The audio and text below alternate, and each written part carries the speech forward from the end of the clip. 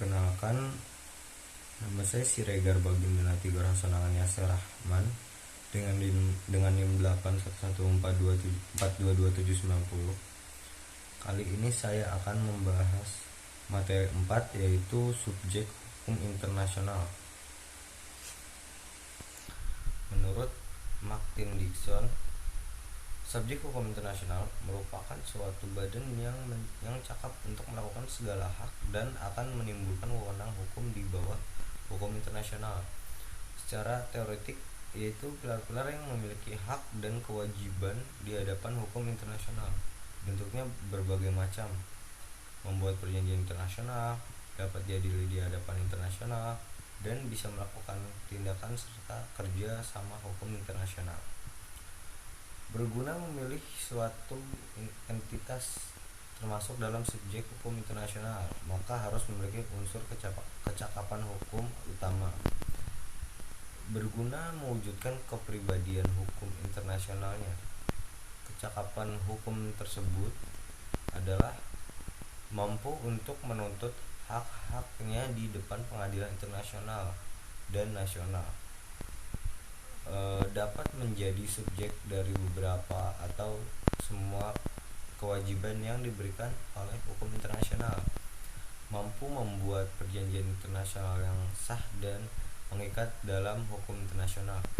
Menikmati imunitas dari yurisdiksi domestik. Berikutnya masuk kepada macam-macam subjek hukum internasional. Yang pertama yaitu negara.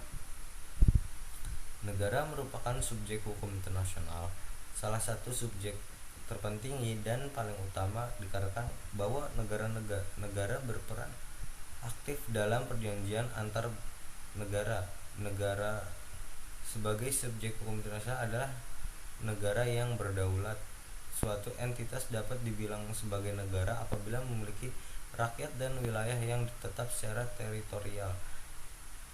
Pemerintah yang mengatur, kemudian kemampuan untuk mengadakan hubungan dengan negara lain. Negara memiliki atribut yang sangat lengkap, karena tanpa negara ini dalam melaksanakan hak dan kewajiban tertentu, yaitu memiliki hak menentukan nasib sendiri, terdapat pada pasal 1 ayat 2 bahwa negara yang sudah merdeka memiliki kedaulatan untuk mengambil keputusan kerjasama dan mengelola warga negaranya serta aktivitas dalam internal negara. Memiliki hak untuk menguasai apa yang menjadi kekayaannya, meliputi SDM dan SDA serta wilayah dan pemerintahan itu adalah hak negara untuk menguasai. Memiliki hak yang sama di hadapan hukum, artinya bahwa doktrinnya adalah harus setara di hadapan hukum dan negara harus setara, tidak yang tinggi ataupun rendah. Bahwa negara memiliki hak self-defense, melaksanakan kegiatan pertahanan dan keamanan, tidak boleh dengan cara-cara kekerasan dan senjata, tetapi boleh dengan dilaksanakan ketika mengalami serangan militer terlebih dahulu. Kewajibannya tidak boleh intervensi dengan negara lain. Negara kewajiban meletak pada dasar-dasar hak asasi manusia. Jika ada sengketa, maka diselesaikan dengan damai. Tidak boleh adanya provokasi. Kedua, masuk ke tahta suci atau Vatikan. Merupakan peninggalan atau sejarah zaman dahulu ketika Paus bukan hanya merupakan kepala gereja Romawi, tetapi memiliki juga bagian dari kekuasaan duniawi. Tahta suci tidak bisa dikatakan sebagai negara karena tahta suci tidak memiliki permanent population, sekitar 250-an. Karena bagian tersebut berisi dengan mayoritas pekerja.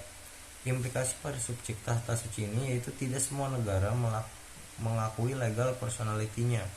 Posisi tahta suci ini sama dengan negara, hanya saja memiliki beberapa kekuasaan dan kesepakatan yang dibagi dengan negara Italia, serta tidak absolut sebagai negara. Pada entitas ini hanya diakui oleh beberapa negara sebagai subjek dalam hukum internasional, tetapi status disamakan dan mereka tidak terlibat dalam kegiatan ekonomi dan perbatasan wilayah, tetapi memiliki perjanjian agama. Kemudian ketiga masuk ke belligerents atau kaum pemberontak.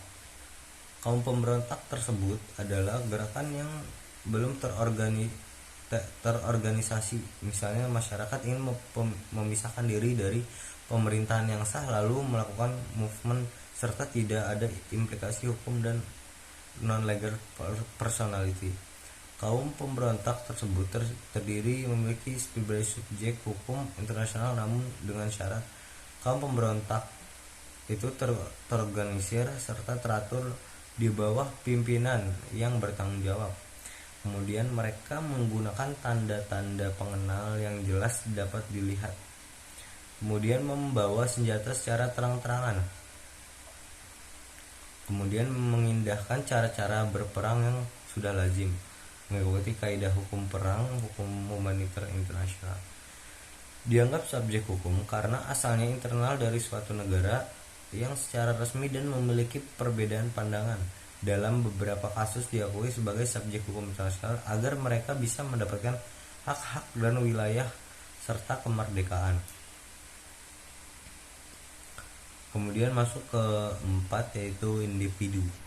Dianggap sebagai subjek hukum internasional karena supaya bisa diadili di hadapan mahkamah internasional, terkhususnya apabila terjadi pelanggaran hak asasi manusia dengan kategori berat.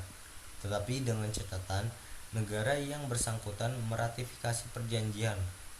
Individu memang tidak dapat menuntut untuk menguasai suatu wilayah, tidak dapat membuat perjanjian internasional, dan tidak dapat memiliki belligerent right. Tetapi dari individu sendiri dapat melakukan tindakan kriminal terhadap kemanusiaan dan kedaulatan asing serta individu. Individu juga dapat mempunyai kuasa untuk menuntut kompensasi, khususnya tindakan seperti kontrak dan delik, serta dapat bertanggung jawab atas dirinya sendiri seperti kejahatan perang, genosida, dan terhadap perdamaian. Kemudian organisasi internasional. Organisasi internasional merupakan suatu organisasi yang dibentuk dengan adanya perjanjian internasional oleh 2 atau lebih negara. Organisasi internasional tersebut memiliki legal personality di hadapan hukum internasional dengan ditemukan 4 parameter.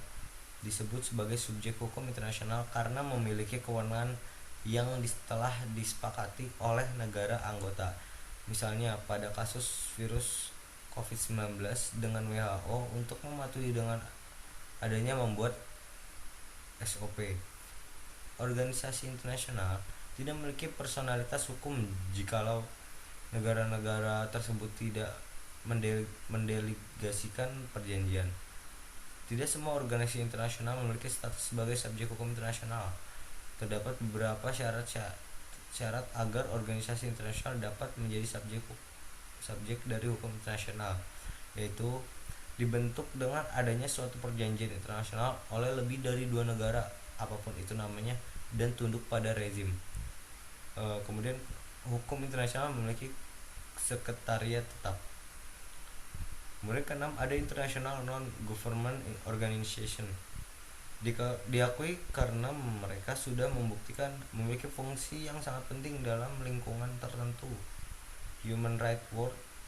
Lalu negara-negara sepakat menjadi subjek hukum internasional dan dapat diterima sebagai salah satu masukan dari masyarakat menjadi pedoman dan pandangan umum. Dengan seiring perkembangan waktu, memiliki peran yang terus-menerus meningkat sehingga ditetapkan sebagai subjek hukum internasional. Kemudian ke-7 ada International Committee on the Red Cross, atau nama lain dengan Palang Merah Internasional. Merupakan organisasi non-pemerintah yang beranggotakan Palang Merah Nasional negara-negara yang berkedudukan di Swiss. Telah menjadi subjek hukum internasional karena fungsinya yang besar dalam kegiatan pertolongan korban pada akibat peperangan dan dapat memberikan impact yang sangat besar dalam pembentukan Konvensi Jenewa pada tahun 1949 tentang mengatur hukum perang atau humaniter internasional. Sebagai hukum tersebut mempunyai ruang lingkup yang sangat dibatasi karena hanya bergerak di bidang kemanusiaan dan memberikan perlindungan kepada korban perang baik dari skala domestik maupun internasional. 8. Ada organisasi pembebasan atau bangsa yang memperjuangkan haknya. Bangsa yang telah memperjuangkan haknya merupakan suatu bangsa yang berjuang untuk memperoleh kemerdekaan untuk melawan negara asing yang telah menjajahnya. Terdapat banyak kelompok yang menyebut kelompoknya organisasi pembebasan, tetapi tidak semua mendapatkan pengakuan sebagai subjek hukum internasional.